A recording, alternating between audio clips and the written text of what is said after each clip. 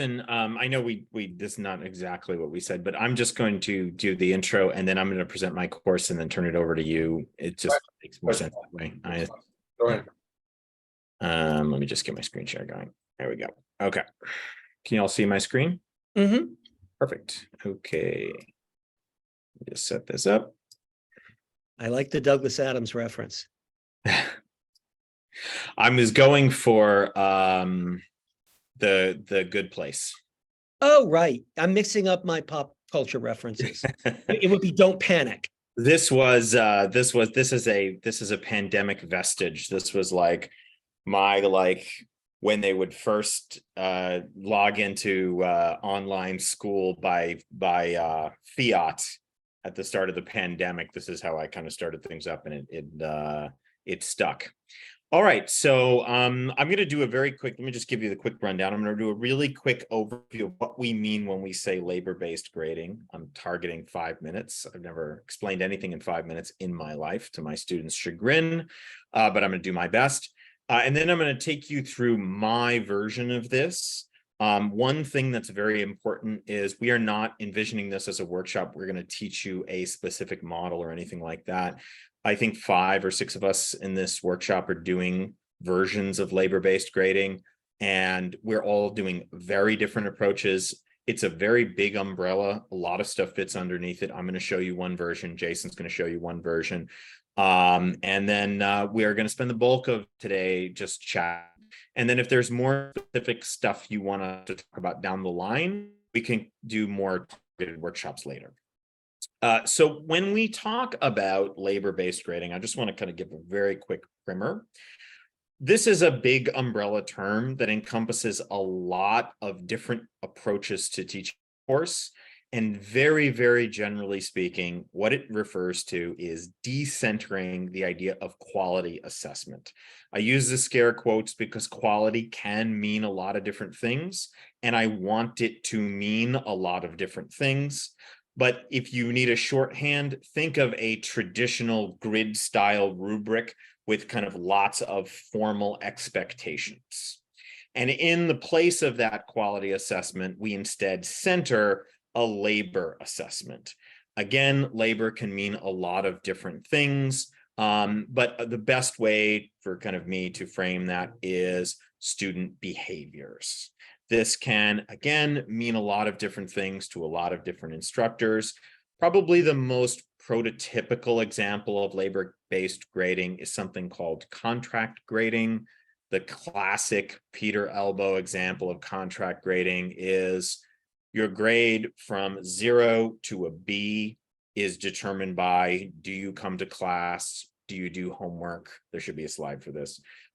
Do you do free writes? Do you make an effort? Everything above a B is based on traditional quality. That would be contract grading in a very quick nutshell. So what are some of the goals of labor-based grading? Chris emailed this out. Why do we want to encourage this? So one is it encourages the kind of behavior that leads to long-term success in college. Our students don't struggle to complete their degrees because they lack, well, this is a simplification caveat. Our students don't struggle to complete their degrees because they lack, formal skills in the main. They struggle to complete their degrees because they lack soft skills. They lack the ability to engage in certain key behaviors, time management, organization, making an effort to try something and potentially fail at it, learn from that effort, and then try better next time. Right? A lot of them come from heavy testing cultures that have demoralized them. And many of them also come from environments where they have non-standard language communities, L1.5, L2, many of them are, international students is what I'm looking for. And so some of them face a variety of language community struggle that if we strongly emphasize the kind of classic quality aspects, can be both demoralizing and can wind up failing students and forcing them into a cycle of failure that isn't good for anybody. Jason just quickly commented that Elbow still left grading based on quality in his contract. Students still had to earn particular grades on given assignments that would be based on his evaluation. And I do think it's important to note that there's a very specific reason that I used the phrase on the previous slide. I'm going to just go back for a second, centering and decentering, as opposed to kind of eliminating or something along those lines, because it is a matter of emphasis and there is a lot of wiggle room here and there's a lot of variability. Jason and I have had a lot of conversations in the last couple of weeks about the fact that, for example, in the model of that I'm about to show you, in my example, I do have specific standards and expectations, and I could describe some of them as quality expectations, at least a certain level. So I'm not saying it has to be, if you show up to every class and sit in the room, you get a C minus, right? Labor-based grading does not mean that that is the standard always, right? There is a lot of leeway for every instructor to make decisions for themselves, but it is about shifting a certain centrality away from formalist quality and toward behavior. So I'm going to take you through my course that I'm running this semester. I am teaching basically the same content that I taught last year, but I've completely reorganized the structure and presentation of how I teach it. And my method basically involves breaking my entire course down into a series of assignments, tasks, 22 tasks. And my students have to complete each task one at a time. They can't skip. They have to complete every task in order, but they do not have to complete every task in order to pass the class.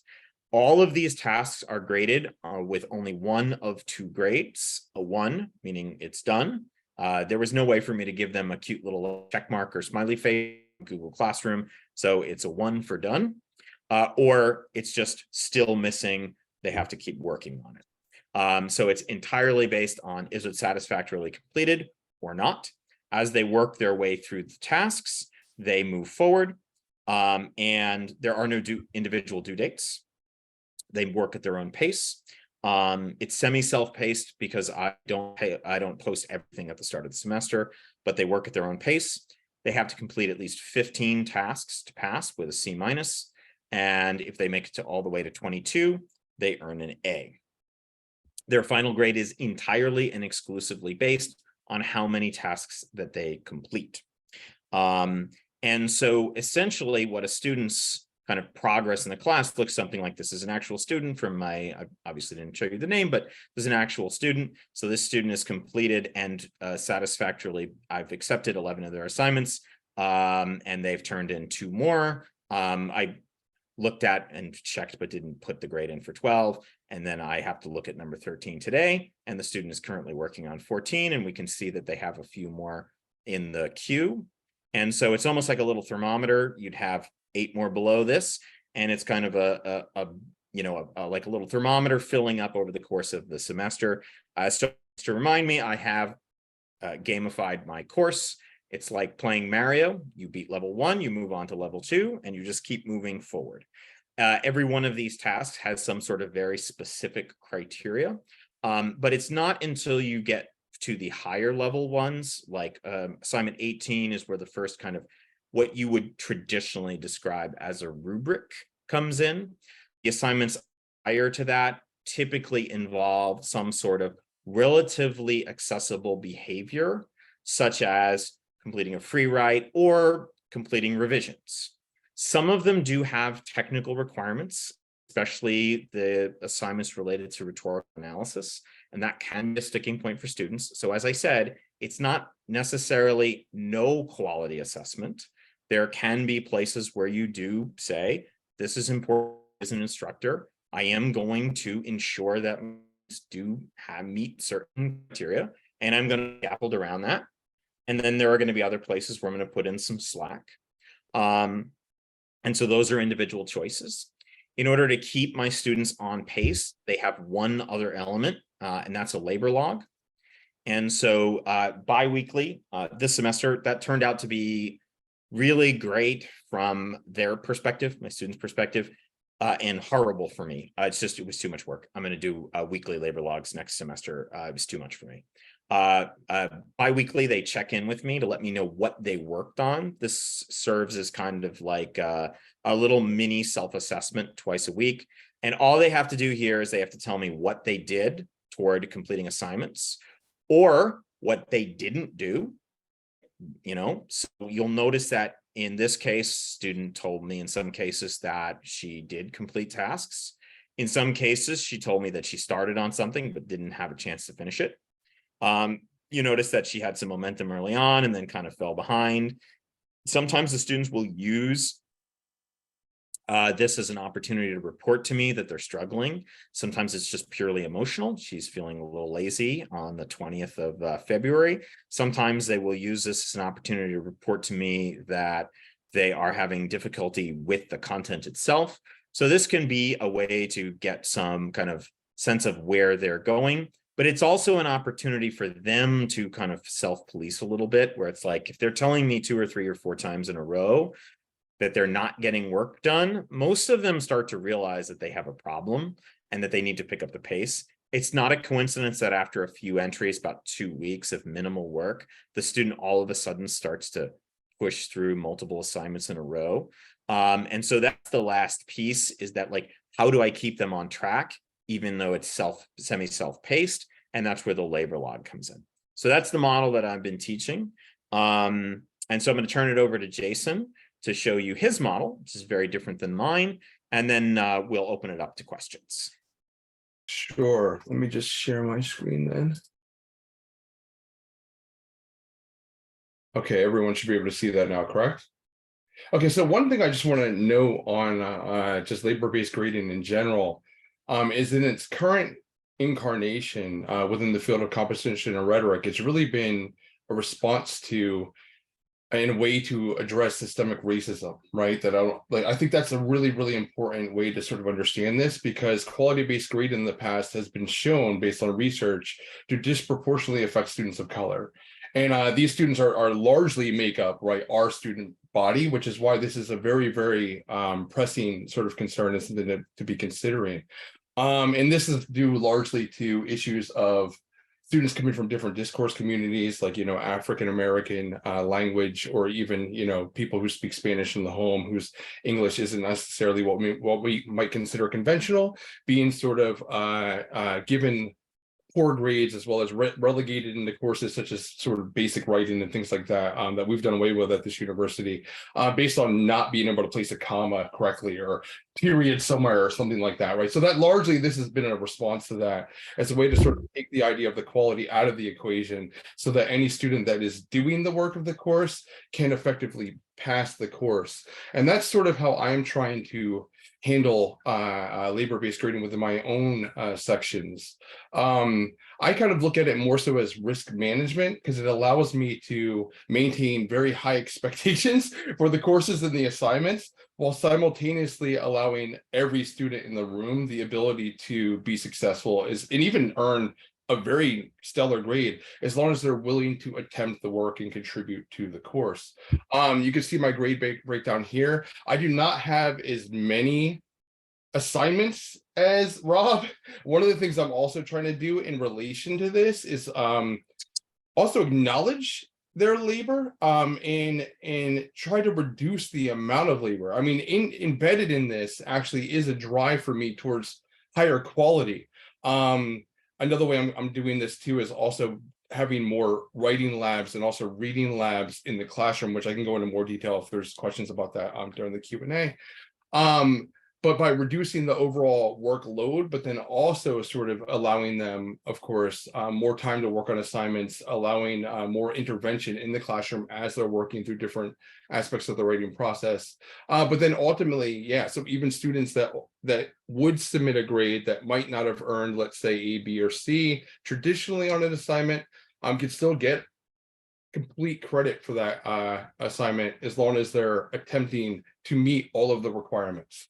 So I do have requirements for all of my assignments. They're all weighted equally. I know the peer review says 20% here, but in fact, there are only 2 official peer reviews that we do, one in relation to one of the major assignments, which is the LinkedIn page, and one in relation to their literature paper. And so they get full credit pretty easily, just as long as they follow what I've set out for them to do in the assignment. The paper conference, they literally get full credit just for meeting with me, as long as, because I build this as a revision requirement. So all they have to do is meet a certain page requirement. I don't care what the writing looks like at this point. I encourage them to have it be messy. It's okay if it's out of focus. The point is to look at some ideas that they have on the page and to talk about how to revise. And of course, then we might work on reverse outlines or something like that from that point. I've also then worked the writing center too within the grading system, as it's a requirement. I want students to get the same amount of credit for going there and doing it. And I also, sometimes if students have missed certain things, like if they miss a paper conference or if they miss a peer review, I will also give them credit back via additional writing center slips, because the goal, of course, is to get them more feedback and more assistance on their work as they're working their way through the semester. So in terms of the actual major assignments, it's just this one, and this one, which is the group video essay. So we spend a lot of time going through each one of these, and then all the other sort of assignments are low stakes or ways that are assignments that actually contribute to the completion of these 3. So we have a lot of time, like I said, to sort of tease this out. Now, whether or not students always utilize all of that time, I've had students work on this assignment, for instance, for, let's say, 3 weeks without even, doing one component of it. That's still an issue. But of course, it allows me a lot of room to intervene and to encourage and to allow them to sort of make that work up, particularly because I'm just grading them based on their labor. Because I am concerned with my time, as Rob just said, having the labor logs is sort of being overwhelming coming in all the time. I also did privilege students that submit work on time. So I did say that I will accept work all semester long. So any student, even if they're falling behind a little bit, can still submit their work by May 12th.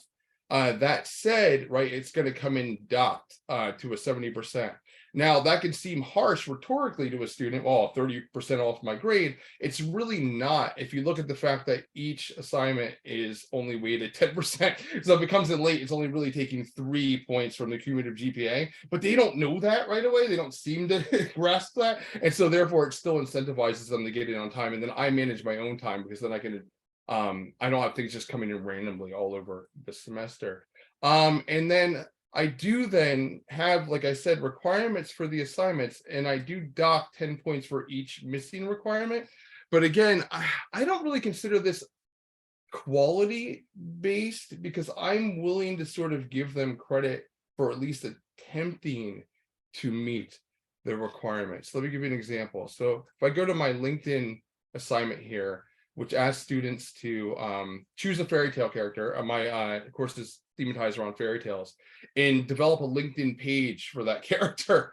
And then they have to do a little written reflection where they talked about like why they said what they did about their character, and actually ground their statements about the character or their character profile within actual source material, using at least 3 different versions of the fairy tale. This is just a little introduction I always throw on assignments. Mainly, right, what's important is down here with the requirements.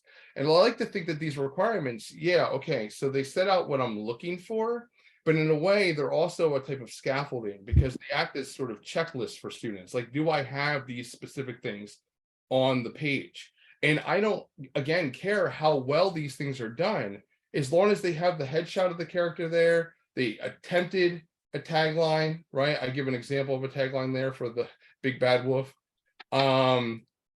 Developed an about section with these 3 things, experience section with these things, education, skills, recommendations. When I go to grade that assignment, right, I'm always very positive in terms of my feedback initially, because I'm only looking for things that they did well. And then I can very easily just say, okay, but you're missing these things, and that's why you have this grade. And of course, one of the things that this allows me to do as well is students, because students are going to come in at all different,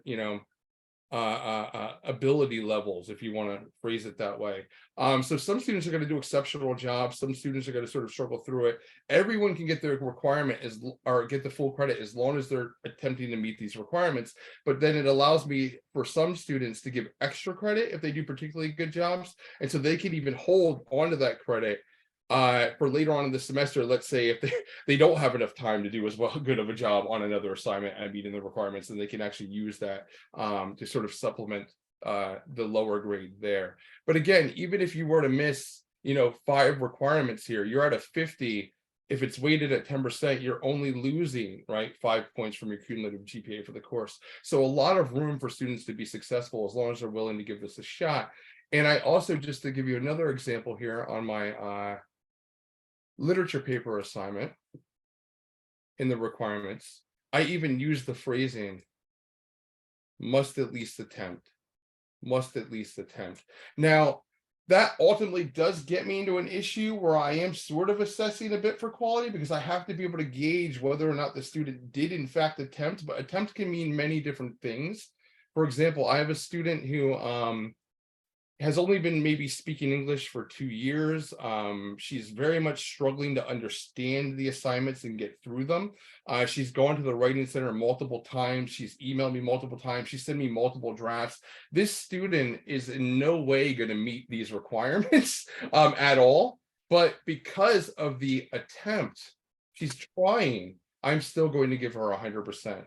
For this assignment in the end, which could be sort of hard to hear, right? Because what about those students? And it's something I'm struggling with, because I wonder if that's even completely ethical, where you have these students that might also be struggling, but are at least getting closer to whatever this is that I want this paper to look like.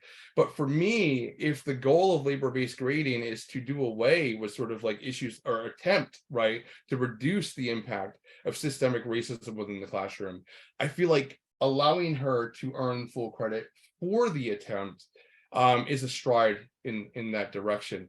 And so unlike Rob, I actually have a very traditional grading system. My stuff, you can see even from the syllabus, again, is all out of 100%. There are many people that I respect in terms of like program creation, curriculum creation, and even assignment design. Such as even someone named Mark Macbeth, if you're familiar with him, who do wonderful things with thousands of points within their grading system. But for me, that just, it all reduces ultimately down to 100%. That's all it can really be weighted, right? And so therefore, for me, it just makes sense to stay with that traditional system. And also, I think when I'm already trying to introduce this new style of assessment, which is already very difficult for students to grasp, trust me, even though I'm telling them, hey, just attempt it, you'll be fine, they still are like, but what do you want exactly, right? So I'm still trying to reduce any fears or mitigate any concerns. I don't want to sort of like muddy the waters anymore with a very complicated grading system. And I put this right in the Blackboard too. So as they're earning credit, I'm just entering the things 100% into my grades, which also, right, sort of breeds a culture of success for low stakes assignments early on, because students get to see positive 100%, I'm getting an A, right? And then even when they're not doing so well, say on a paper like the LinkedIn assignment, the literature, one of the major assignments, and they sort of lose a certain amount of points, they're still doing exceptionally well, and that's sort of reflected in the grade for the course overall in a very traditional way that they sort of understand, because they've been accruing so much of the grade over the course of the semester as they're completing work. So I think, I mean, obviously we can go into anything in more detail if anybody has any questions. That's sort of it in a nutshell. I don't want to go into any more specifics with my assignments or anything like that unless people have questions about them. So I guess I'll leave it there.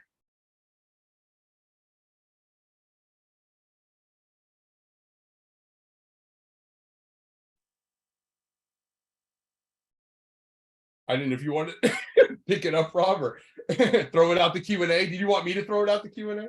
Yeah, let's just throw it out. Do we have You Oh, want let me to stop. stop sharing? Yeah, sorry, I forgot in about that. danger of a system built on the assumption that people would raise our hands? It's almost as if the 20 years of collective teaching experience the two of us have is actually never having set foot in a classroom before. Well, I always talk, but I have a question if you don't mind starting. So my question is about both of you and anybody else who's, Sean, I know you're using, anybody else who's using labor-based grading. You're trying to decenter quality. So you either give them a binary grade in case of, Rob's like, yes, you've completed this level, or Jason in terms of you've done this requirement. So my question is about how you respond in writing to students' work. So when I'm responding to an early draft, I might say something like, I'm really interested in this idea. I would really like to see this idea developed in a later draft. Do you still do that kind of commenting? Or is that kind of irrelevant now because whether they do it in a later draft or not doesn't affect their grade? I can respond. Rob, you want to go Go first? ahead. Yeah, no, it doesn't matter. Go ahead, Rob. Yeah, so I mean, if the goal is to evaluate on I'll give a really concrete example. So on some of my assignments, one of the things I'm looking for is, did they revise? And so I have specific, very basic criteria for those assignments, but they almost never are short on those basic criteria because there are like 3 or 4 scaffolding developing assignments leading up to that. And so they're always, by the time they reach like the last assignment in a unit, they've already passed the basic criteria. The real criteria for that assignment is to revise.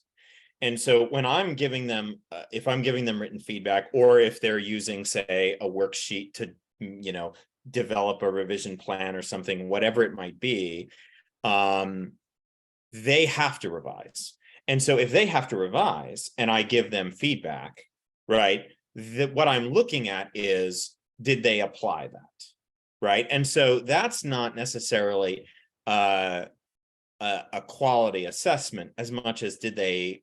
I think where it comes in is like, if you have a vision of like what a really good version of that paper is, and you give them feedback to get them to that really good version of the paper, and they try to apply that, and then you're like, you didn't get there, get out of my office, you son of a, then that's a quality assessment. But if they are looking at your feedback and they're trying to integrate it, and you're saying, good, you turned a first draft into a second draft, you used the tools of writing process to develop a text from where it was to where it could be, and made progress based on feedback from another person. That was the goal of getting from, in my case, assignment 10 to assignment 11, right? That's how I do it. And that does involve me giving them feedback at certain kind of very specific key moments. And it doesn't involve me necessarily, like I said, there's always some degree of quality assessment, unless you are saying, is there a document? Are you in a room? Like, unless we're going to get down to that level of absurdity, there's always some degree. But if you're just saying, did you attempt to meaningfully revise? Like most of the times I'm saying no on those revision tasks, it's because they didn't try to revise at all. Or like I look at the doc and it's like they wrote 1 sentence, and like a 1 sentence difference is not a meaningful revision. And so we're going to talk again, and we're going to try to work through that. And so yeah, there's still room for that in my course, without necessarily having a rubric to see what the end result looks like. And I'll just say, so this kind of gets back to what I mean by risk management. In terms of like my approach to the teaching of writing, that hasn't changed that much at all. When I'm talking to students about their work and I'm giving them feedback, I'm still thinking what's going to help this paper or this project be the best that it can be, which is always from a quality standpoint. What I think it affords me, though, is the ability to have this sort of like freedom of conversation with students and work on this without them sort of hopefully being too overly concerned with failing. And in many respects, then that could lead to greater quality, because if you can win them over to this system, they might be more willing to take risks, right? And actually think for themselves and try things out, which ultimately will lead to better writing, but they just don't want to do. They're so sort of enculturated to this sort of mechanical system of instruction and assessment that they're not willing to try that. So if I can win them over to the fact that, listen, like I'm gonna work with you to make the best paper, best LinkedIn page, best video essay, whatever possible, and give you my feedback based on the quality, just know that as long as you're trying, right, you can do whatever you want and there's no risk of failure. Who's facilitating here? John? So let me echo what Jason just said. And I'd say that so we, in the Writing Center, we don't give grades, and people come to us and we talk about their writing every day with the goal of trying to make it better and giving them comments and feedback and discussing what they're doing. And so in my version of contract grading, there's no numbers in the whole course. So the grade you got for your first draft was great. And I actually changed all the settings in Blackboard so that I can type in great instead of putting a number in my grade book. And then, because we know what happens is, you say, okay, here your grade is B-, and then here's all my comments, and all the student sees is the B- or the 75, or how come it's not 80, or how come if there's no numbers, all they look at is your comments, and I think you're having a better conversation. You also can do a lot less work because you can go through your grade book, and if you don't have I think Jason's if you have an assignment with a lot of check boxes, that might not be so easy, but my assignments tend to be shorter, and a lot of them I can go through and mark that they have credit in very short time. Then I can just focus on how I want to respond and what my thoughts are about the piece.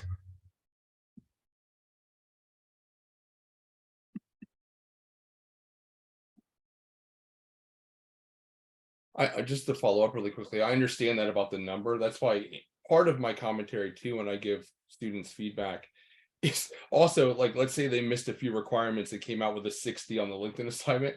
I do stress, even in my commentary, remember, this is only 4 points from your cumulative GPA. So as long as you try to work harder to meet requirements in the future, right, you shouldn't have a problem still doing very well in the course. And those are only really exceptional cases because most of the students did really, really well on that assignment. Jason, could I actually, this is not where we are, but you mentioned a question about not being sure about like one student getting a grade and another student with different work getting the same grade or a different grade. So to me, the old objective systems of grading pretend that you can compare all students across all projects, and that it's unfair to one student if another student gets ranked outside of this objective system. But contract grading to me is one of the new subjective models. It's grounded in equity instead of fairness. And so you are assessing each student's work based on who they are and where they are. Right. And you don't have to worry about, am I trying to do the same exact thing across these students or across these classes or across semesters? I only have to do what's right for this student right now. And that's deeply theorized. There's no ethical concern there as far as I'm concerned. That is where all writing assessment is going. So I think you're right. And of course that's even coming out of differentiated assessment within K through 12, you know what I mean? Thought. So no, I think you're absolutely right. I think it's for me, I mean, we've all been conditioned ourselves within a specific model, right? So that's still in the back of my mind, right? Like almost like a lizard brain that I'm still thinking about it, even though I'm not applying it right in my classrooms. It's still sort of there. But I think you're right. I don't think I have any ethical concern ultimately. I think it's just that little lizard brain peeking its head up. Sorry, there are a million things I want to say in response to that, but Chris Salerno is so patiently holding his hand up. His arm is getting tired. Yeah, I'm only driving with one hand now. No, I'm just kidding. No, I've pulled off. But I have a lot of thoughts about this. I mean, I've been thinking about it for quite a while and trying to sort of inch my way in my class to do these decentering things. But I also realized, just listening, for instance, to Jason and listening to like the kinds of assignments you're doing, and it makes me wonder if certain kinds of assignments are really more in line with this and some are far less in line. Like, for instance, if you were to try to teach an academic genre, you know, in this course, I don't know how you would be able to, you know, show students models or something. You know, so it just raises a lot of big questions for me about, well, frankly, the fundamental sort of objectives of this first year writing course as they are written at this point, and how we can be in line with those, and the UCC and everything. You know, I'm just kind of backing all the way out and thinking like, you know, how we fit these two together, you know, how one fits with the other. And I know that we have a pretty wide range of possibilities for teaching this course, but it does strike me that your assignments being what they are, you know, whether they're multimodal or, you know, digital in nature and all these other kinds of things that are definitely not like, you know, write me a literature review or, you know, or a lab report or something. You know, they're not genre based in a way that you would be sort of like, hey, I need to talk to you what makes a strong lab report before I ask you to write one or something, right? And the last thing I'll say is, you know, I because in my other ear, you know, as WAC director, I hear so much from faculty across the disciplines complaining about student writing in academic genres, and so I have that ringing in my ear as well, and then these questions just about sort of like what this course is fundamentally and how this fits in it. And I know that is all rambly because I've just been, you know, holding in all these thoughts, so I apologize. No, right. Anything. I definitely want to respond. Chris Weaver has his hand up. Oh, sorry. I want to. Well, I'll let Jason respond, but I did want to comment that two things. One is I am not sure that I'm convinced that the role of college writing is to teach academic genres, and I don't think that is in the outline. But the other is to say that I feel like my 1100 course is a lot more genreless than Jason's. You know, rhetorical analysis is that's a pretty genre-based assignment. Well, but I'll let you respond to that, Jason. No, that's Rob. I will say though that all genres have criteria for what make them good or not good, or quality and not quality, et cetera, right? All genres have conventions. So you don't ever get rid of, like, if you're going to do a LinkedIn page, right? Well, that's a new genre of writing for many students. So you're still having to teach them, well, what makes a good LinkedIn page, or what makes a good video essay. That said, the literature paper assignment that I had on the screen is in fact an academic genre. I'm still holding that old vestige of the lit essay, right, in my class. So I'm still doing one major assignment that tackles that. And I actually asked them to choose an old version of a fairy tale, like an archetypal version, like from Joseph Jacobs, or something printed like from Grimm or Perrault, and to compare and contrast that with a newer rendition. Like somebody might choose Perrault's, you know, Master Cat, Puss in Boots, and compare it to the DreamWorks version of Puss in Boots. And they actually do have to utilize a specific lens for analysis. Like, I don't get into thinking about different theoretical lenses that you would do in, let's say, methods of literary analysis, but they can look at, you know, compare morals, they can compare characters, they can do different things with it. I actually have a student that's doing a wonderful paper comparing Grimm's Rapunzel to Tangled, Chris, that I'm going to be submitting to the writing contest this semester, because it's coming out very fantastic. So, I mean, I'm still doing an academic genre within the class. I haven't gone away from that, and I think students do struggle with it. But if I could share my screen one more time. All right. So if you're looking at my requirements here, it actually literally says things like, the essay must at least attempt to present a clear and cogent thesis, right? Including a thesis statement that argues. Essay must attempt to advance the thesis and present some distinguishable claims and try to support said claims with direct evidence. So I'm doing all the things that you'd want in the academic genre. Of course, this allows me, and arguably this could be overwhelming to students because there's so much here, and I get mixed responses from students as to whether or not they find all these resources really super helpful, or sometimes a little bit perplexing. But it also allows me to put little links to little like questions to consider when you're doing this. So I am very much still teaching the genre and its conventions, but still simultaneously saying that if you're attempting these things, even if you don't successfully nail them, I mean, we learn through failure. They should be allowed room to attempt to do something that's very difficult for them, not completely be successful, but at least because they've done the labor, earn a successful grade in the course. In my opinion, that's sort of my approach. I'll stop sharing my screen. Thanks. No, thanks, Jason. That little example, for instance, really helps me because because obviously I haven't seen your thesis and I can't, look at my screen, but that, for instance, just kind of helps me see sort of some of my questions. And of course, I know that the first year writing program is not an academic writing course, and that we all have very different philosophies about, first year writing at the university. Yeah, so that's all I'll say. Okay, thank you. So I'm gonna call on myself. And just thinking in terms of the way that I teach, Chris, is so I'm not teaching a literature review as a genre right now. I have taught it in first year writing in 1100 in the not distant past. I stopped teaching it because I hated teaching it and my students hated learning it. And the psych professors can go tuck themselves in. I don't care. But I am 100% sure that it would be dramatically easier and more effective for me to teach an academic genre like literature review using the model I'm teaching now than it would be in a percentage-based system.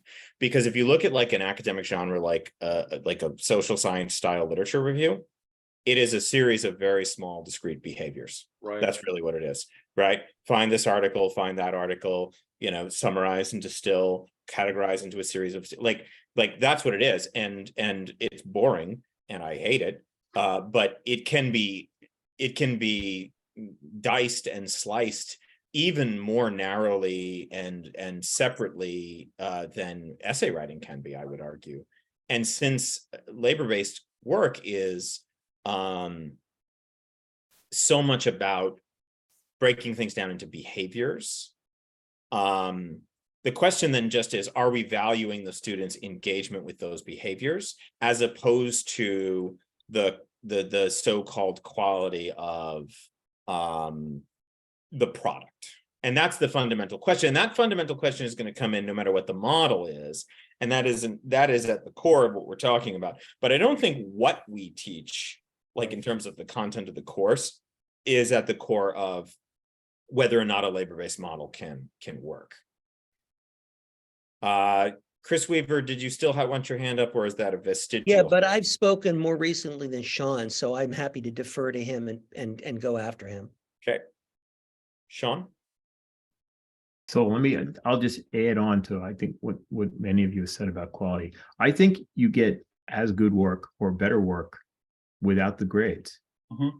Because you're still having a conversation about quality, and you're going to get students that figure out they want to phone it in and do the bare minimum. But my experience has been most of them want to do good work, and what happens is they're disaffected because they show up at school and we ask them to write in a voice that's not their voice and not the voice they grew up with, but it's our voice. And unless they copy how we write and how we speak, then they give it a bunch of little grades and a lot of red marks. And so you put all that stuff off the table and say, just tell me what's going on. And then, let's make resumes, let's make business memos, let's make LinkedIn accounts, whatever the genre is. And then great, your grade is wonderful. And now here's my notes, how to make it better. And I think that can be more effective than grades, because grades are a distraction. Chris?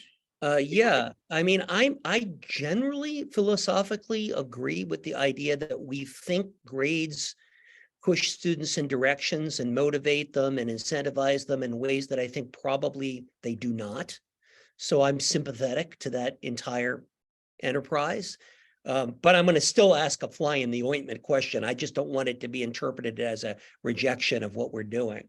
So I'm imagining a 15 experiences in literature course, a 1500 course, and I'm thinking of Jason's sort of check boxes. Have you attempted this? Right. I'm thinking of that model, which also is Rob's model. Rob is just a binary yes or no model. Either I accept it or I send it back. But one of the genre requirements, if you want to call it that, of a paper in experiences in literature, is that it quotes from the text. There's some kind of an interaction between the text and the writer. And what sometimes happens, I'm not using labor-based grading in 1500 right now, and what sometimes happens is students will view that as a requirement, and they will pull some random passage from the text that they clearly have not read, and then go like, okay, I've quoted from the text. Page And I'm one. wondering, like, I guess this is a broader question about how closely do you parse that, yes, you've done this requirement, but no, not really. I'm curious about if you guys have had encounters with that sort of quality versus binary decision. Yeah. My hand's raised. I don't know if I'm next, Rob. Are you? Yeah, you're next. Okay. You're the last man standing. So yeah, the one thing I did want to say really quickly too is if you could, I mean, think of the difference between holistic rubrics and analytical rubrics, right? Which are utilized for quality-based grading.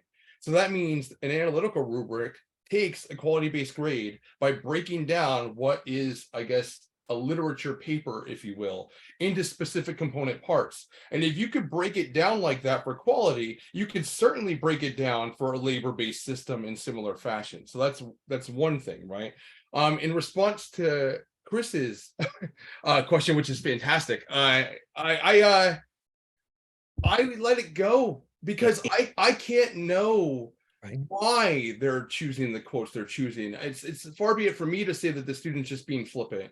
Or maybe there is really even a developmental issue in terms of reading there, you know what I mean? Or something going on. For me, as long as they're trying, and remember, this is something that can also be addressed via intervention, either in the classroom, like when you're doing like writing labs, like I do, or during conferences, or even in feedback, right, along the way in the writing process. This can be pointed out. But if in the end, the student still submits a paper that's still happening. I mean, I would love to see it clear up a little bit, but I mean, if I see them working, I see them trying, they've at least chosen different quotes. You know what I mean? I'm gonna let it go and give them. So yeah, so it's like so it's I feel like what we have is like versions of the 2% problem. In any grading system, 2% of people are going to do something insane based on that system. And that could be good, like work way harder than they have to. I literally sat down with a girl in one of my upper division classes a couple of years ago and said, stop working so hard. I look at you, you're sad. You need to go to like Applebee's or something because you just did twice. I like asked for some minor revisions in what was obviously already an A paper. And you did like what must have been 10 hours worth of work. Like just stop working. You got an A, go home. Like, because she would have, if I even suggested a tiny tweak, she would have tortured herself into oblivion for another week. So for better or worse, some students will respond in ways that are not productive in various different ways.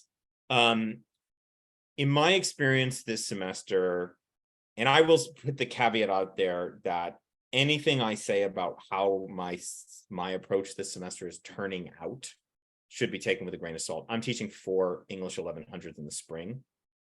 It's the Wild West. It's just complete insanity. It's all over the map in terms of individual students and sections. Spring 1100 is crazy.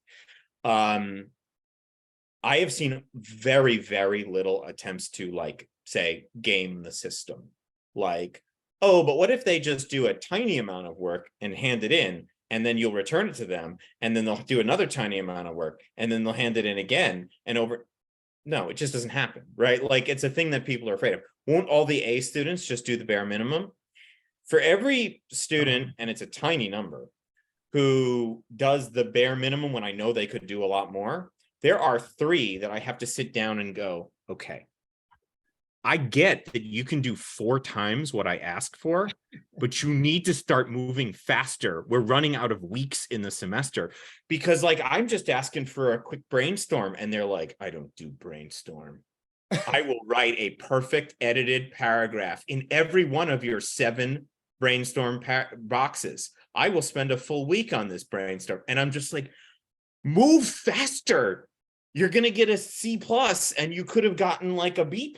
And so like, I actually have more students that I have to correct because they're unintentionally sabotaging themselves than I have students who are like underperforming. A lot of, I think, like the fears that students are going to somehow like sneakily take advantage of us, like just don't pan out. And like, I find that I spend more time nudging students because they're not being strategic enough rather than the other way around. Like it, you know, if every system has a tiny number of students who do something that is genuinely like concerning.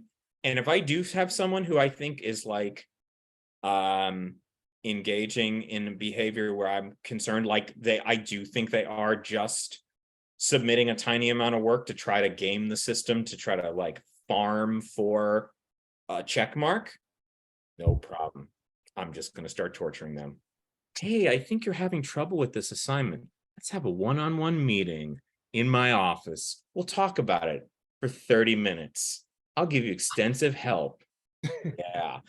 Then you're going to start seeing a lot more work coming in after that, right? Like you can solve those problems one-on-one because it's such a tiny number. It's like the number of students who will willfully try to manipulate a system like Jason's or mine or Sean's is so tiny. You can just solve it one-on-one. Every time I have these conversations, I find that teachers are desperately afraid of that scenario. And it's so rare. It's just not a thing. I don't know. Maybe Sean, Jason, you guys have it. It just doesn't come up for me. Jason. One or two business students. Sorry, Sean. Jason has his hand up. I just wanted to piggyback on that. That's okay. I just wanted to piggyback on that and say, actually, what I more so find is students legitimately struggling for various not even necessarily things going on in your classroom. They could enjoy your class. They could be learning a tremendous amount and doing fine, but stuff's happening, right?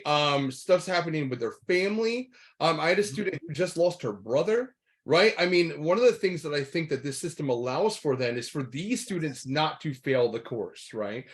I'm more concerned with them, which seem to be the gross majority of the students that we see versus the minority that might try to game the system. Right. 110%. I'm sorry, Sean. I'm going to be a jerk because I'm the moderator. And I just 110%, Jason. That's one of the main reasons I'm doing the things the way that I'm doing them.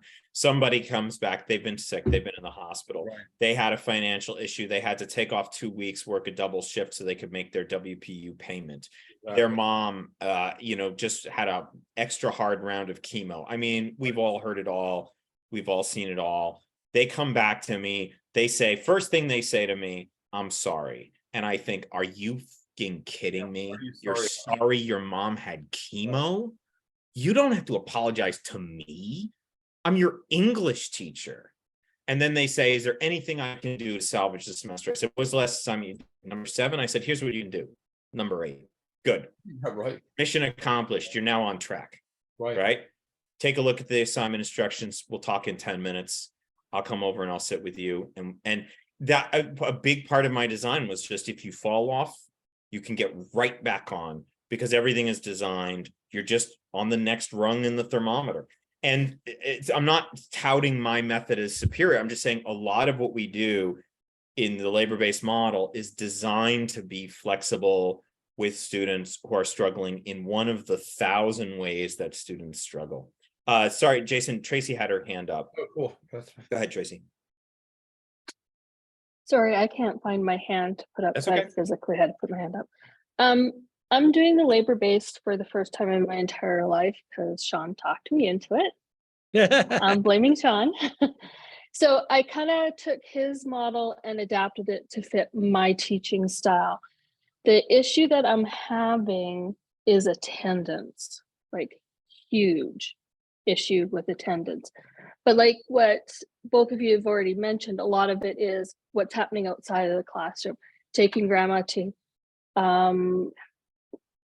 dialysis twice a week during my class time, trying to arrange it with other family members so they all alternate.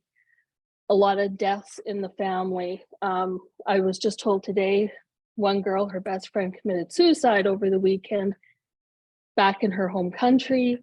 So like, I'm working with that and I'm trying to let go of, yeah, I had deadlines and you guys missed deadlines, but let's get back on track and get going.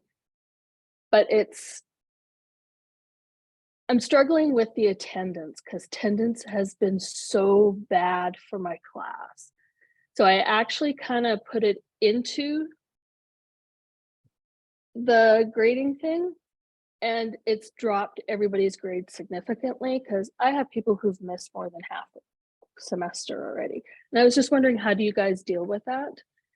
But before I stop, I want to ask Jason too, how do you get your students into the writing center? We see them all the time and I can't get mine in.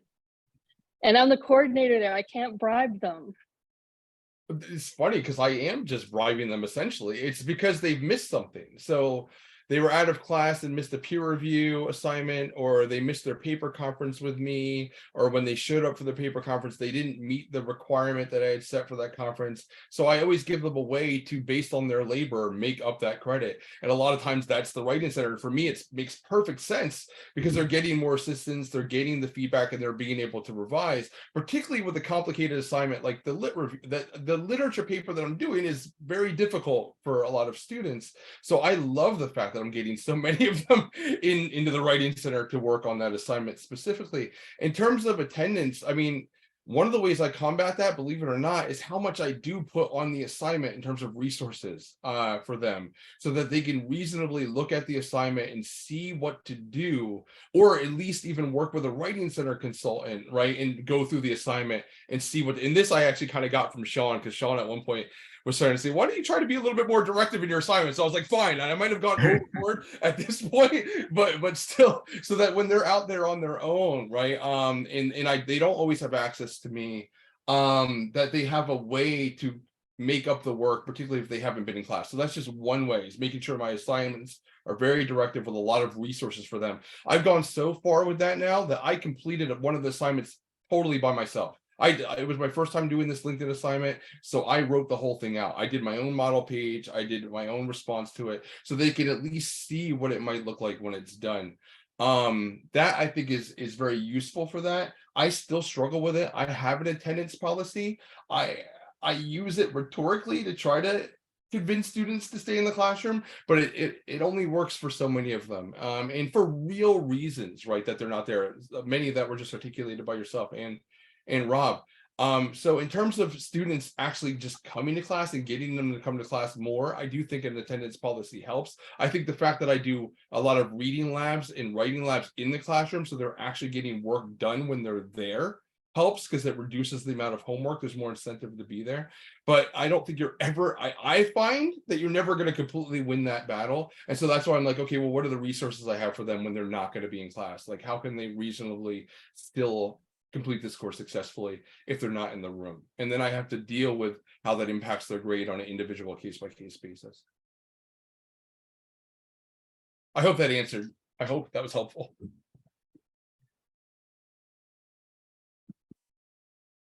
Sean, hands up.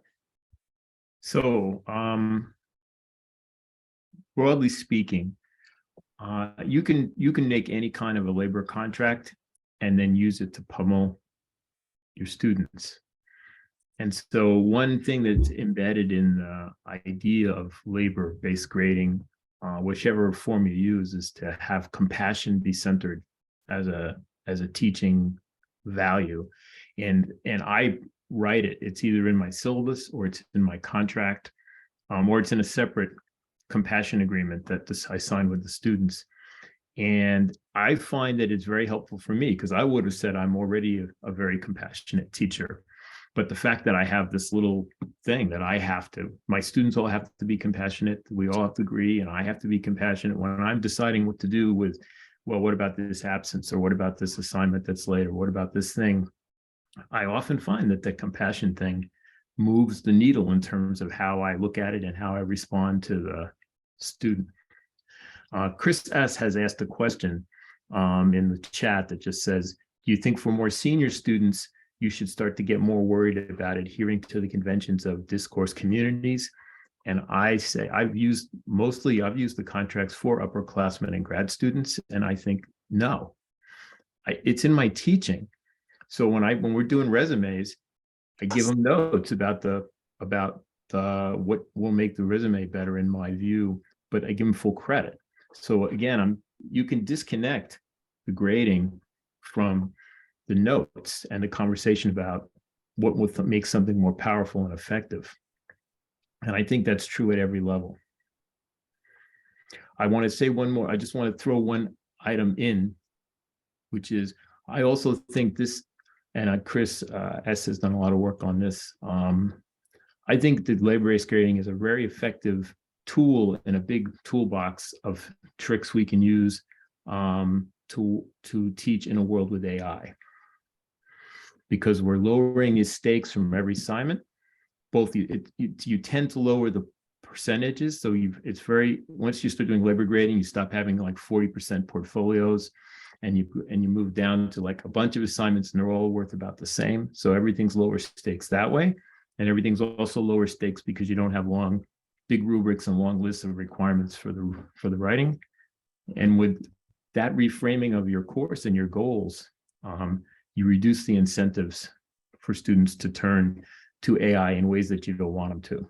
It's not a cure-all, but I'm hoping it can help. Chris Weaver? I guess I just want to point out that I feel like the answer is never clearly on one side or another. So most of us would not do a purely labor-based grading. As Rob points out, this is about shifting the emphasis from quality to labor. There's still some labor distinctions. And I would use that I feel like it's always a balancing act. And I think things are so in institutions, they're so overbalanced towards product that we need to push hard to rebalance them towards labor. But, I guess I want to push back a little against some of the stuff that's come up in this conversation. We talk about labor-based grading being a social justice or equity issue, but I don't think it's as simple as that, because there are ways in which, yes, the institution is not equitable. The institution has some racist constructs built into them, but they're not necessarily bad constructs. There may be conventions of the institution, one of which may be attending class, that we actually really want our students to adhere to. There are some conventions that are worth pushing towards. And so I think it's compassion, but it's always balancing compassion and rigor. Like, I always want to remind myself to have compassion towards my students' complex and difficult lives. On the other hand, that doesn't mean that I simply say, well, whatever it is, you have a hard life, so it's okay. Not saying that that's what you guys are doing, but I'm always saying I always have to sort of do that balancing act. I'll end just with one anecdote that maybe illustrates this. I used to teach in Alaska, and I had a fair number of Alaska Native students. And one of them came up to me and said, "Your syllabus is racist because it has deadlines." And that is a white construct of time. It's not a Native construct of time. And there is some validity to that complaint. The student was not wrong about that. It's just a good way of pointing out, yeah, a lot of things are not equitable and they have an unfair race component to them or some other aspect of it. I was not willing to jettison deadlines. I'm not talking about the way that Rob has bent deadlines to his use in his class, but there are some things like, yeah, you know what, you really have to be in class at least more than half of the time, that we might want to hold on to. Right. Tracy, just really super quickly, are you teaching 1500 or 1100? Me quickly be using Zoom doesn't happen. I'm 1500 this semester. Next semester, I'm doing one of each. Okay. And I'm going to try doing it with, because if it was 1100 in the spring, I would attendance. Anyway, yeah, I mean, so attendance is a labor element, and a lot of the traditional approaches to labor-based grading actually probably emphasized attendance far more than traditional percentage models would be, right? Like the least labor-based model you can possibly have is a jumbo where the professor doesn't take attendance and you show up twice a semester, the midterm and the final, and your percent grade on those tests is the only thing that matters. And if you can memorize every bone in the body, you get your A and P test grade. That's 100% quality only, right? And that's zero labor. And so attendance is very much in line with thinking in terms of labor. I think that that's a separate like how we value attendance is a separate consideration and a real challenge, because as I say to my students on the first day, when I talk about the importance of attending, because the reality is, as I'm sure I'm not the only one in this Zoom call who knows, the single biggest correlation for students passing and failing is the rate of attendance. Students who attend very consistently almost always pass my classes, and almost every one of my students with a DFW has a very low rate of attendance. Showing up and being at a place and a time when you have to be is one of the most basic skills for not just for students, but on the job market as well. And what I think is a problem is the assumption that if we were just to have a slightly better incentive system, we would have better attendance, right? We have in PWR puttered around with various versions of an attendance policy. And I think what we've generally found is that if you enforce a very strict attendance policy, you just fail more students on attendance. You don't necessarily get much better attendance. You get marginal differences in attendance, but attendance policies often have a marginal effect on student attendance. I mean, you can, if you've got students who are chronically a little bit late and you really drop the hammer on lateness, you can get them to show up a little bit earlier.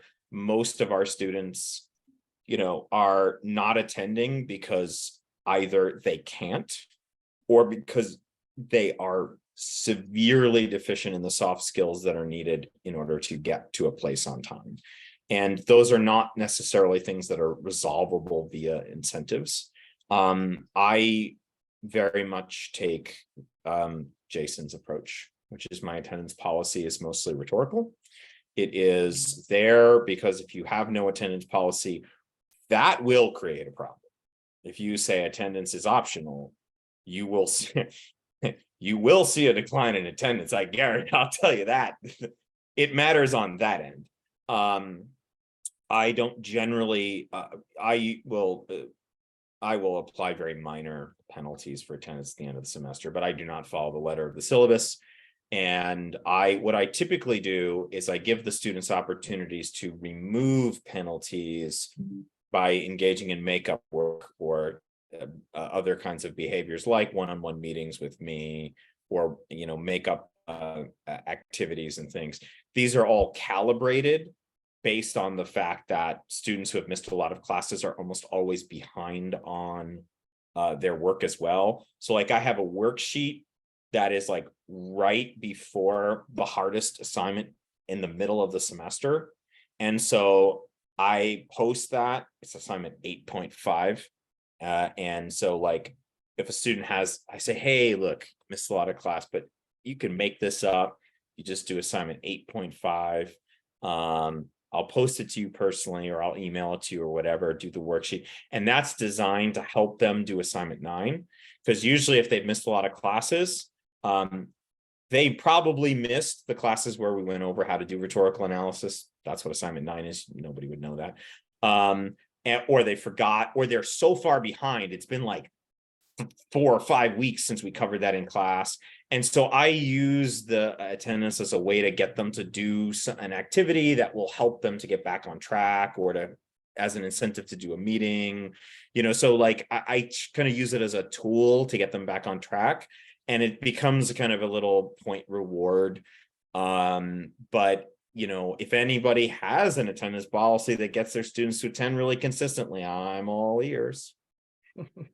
Jason? Yeah, so I also want to say, like, yeah, my attendance policy is largely rhetorical, but it still does impact their grade, right? Somewhat.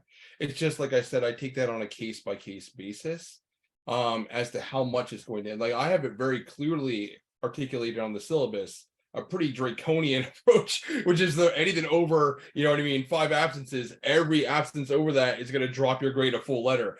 I rarely ever hold that to students. Now, in terms of what Chris was saying, although Chris already left, the idea that students need to be in the classroom at least half the time.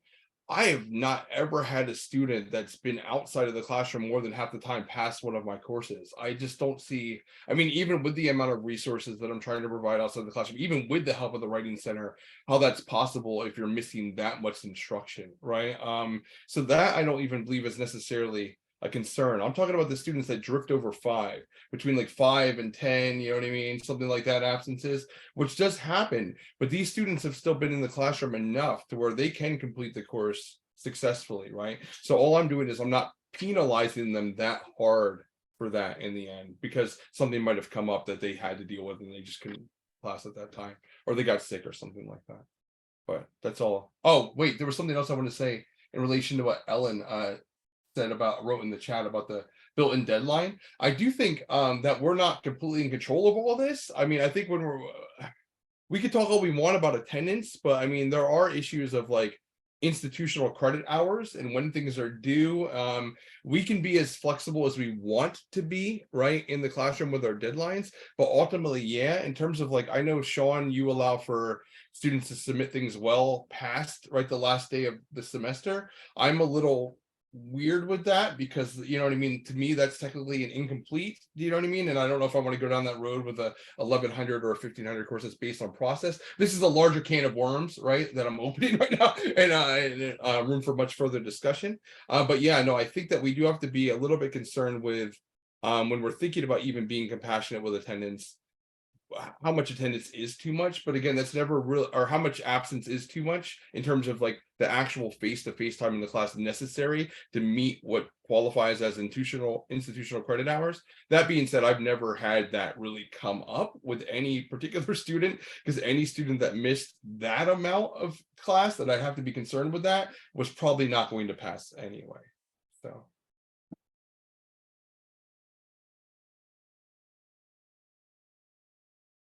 anybody else have their hand up now? Are we done?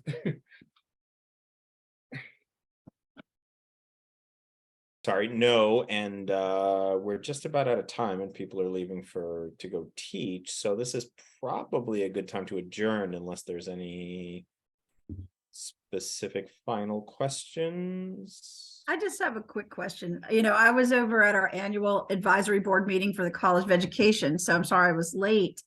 I wanted to at least catch some of this. From what I've heard now for like 10 minutes, was anything addressed about online asynchronous courses and labor-based grading? We did not, but I've used it like 10 times on WPO courses. Yeah. So we can talk, Ellen, if you want. Oh, sure. Yeah, I'm just curious. I think this was such a great start for especially some of us coming from languages and cultures. So thank you, Amanda, for arranging all this and emailing us. And for those of you who are here, and again, I'm so sorry I couldn't come to the whole thing. I'm curious about it. And also, you know, my little comment about that deadline. You're absolutely right, Robert. I'm sorry, that was Jason who said it. We have the last day of the semester, but there are incompletes that you can give. And that does open Pandora's box, because you have to, when you do change a grade, you have to explain why the student is getting that change of grade. And it's a very complex issue.